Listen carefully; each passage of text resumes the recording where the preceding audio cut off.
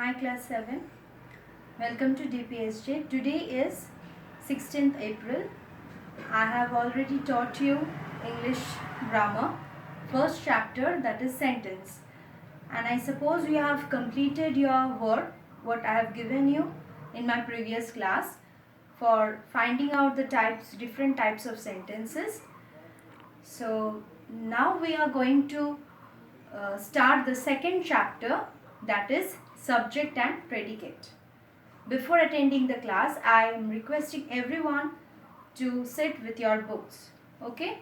And also please keep your copy with you so that if I tell you to note down anything, then you can write it down, okay? So the first chapter already we have done. Now we are going to do the second chapter, that is chapter 2, okay?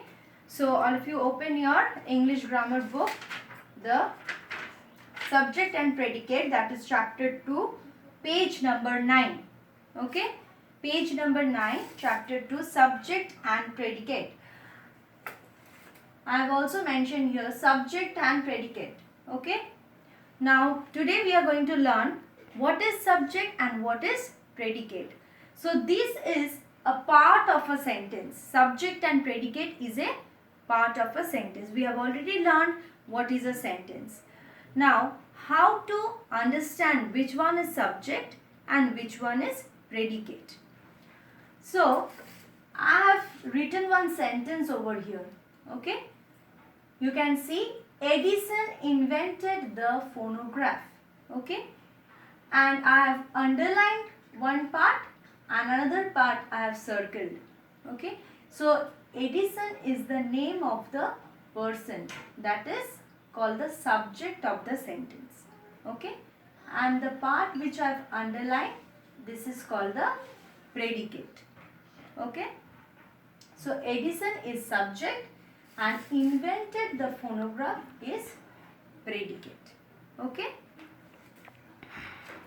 Now we name some person or thing. So we know that when we make a sentence, we name a person or thing, we write about a person. Now number 2, say something about that person or thing. So when we are writing about a person or when we are writing about a thing, what that person is doing or what that person or what that thing is doing, we are writing something about that person. So that we actually generally call predicate, okay?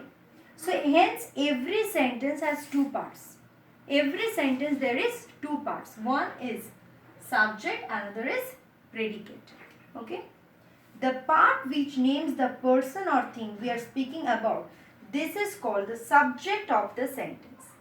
So what in the number 1 point here it is given, the part which names the person or thing we are speaking about.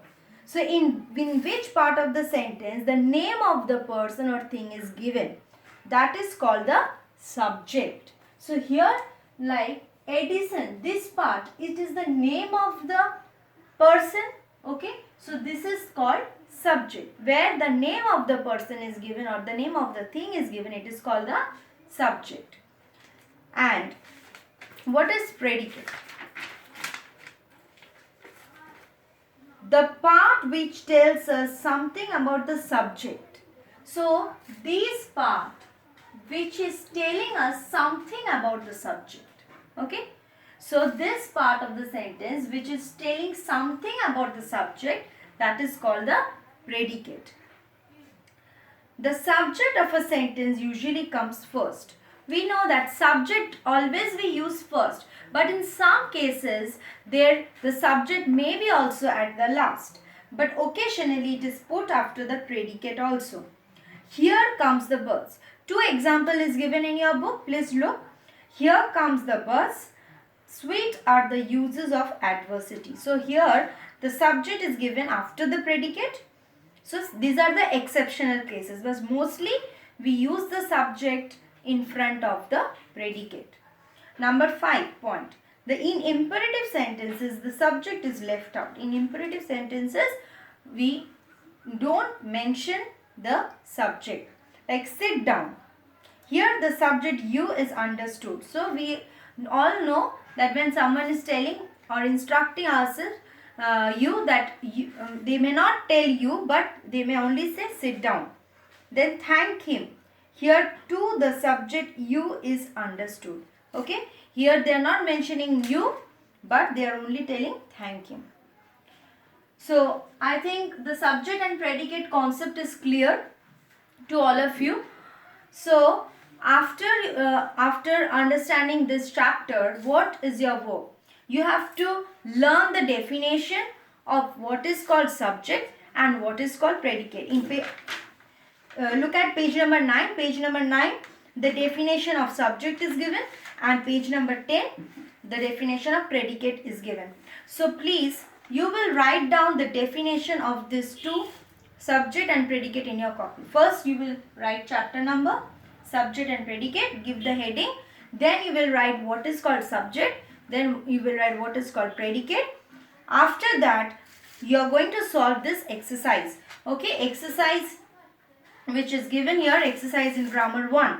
In the following sentences, separate the subject and predicate. How you are going to separate that? Like the question 1 is given, the cackling of geese saved Rome. Okay.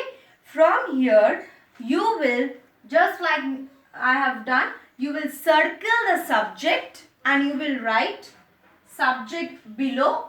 Okay. And underline the predicate. Is it clear? So you will circle the subject and underline the predicate. If you don't write also, I can understand. So all of you will do this exercise, complete this one. So today we have learned how to separate a sentence or how to break a sentence into two parts, that is subject and predicate. Subject means about whom we are speaking in a sentence, and predicate means whatever we tell about that person or thing is called predicate. Thank you today.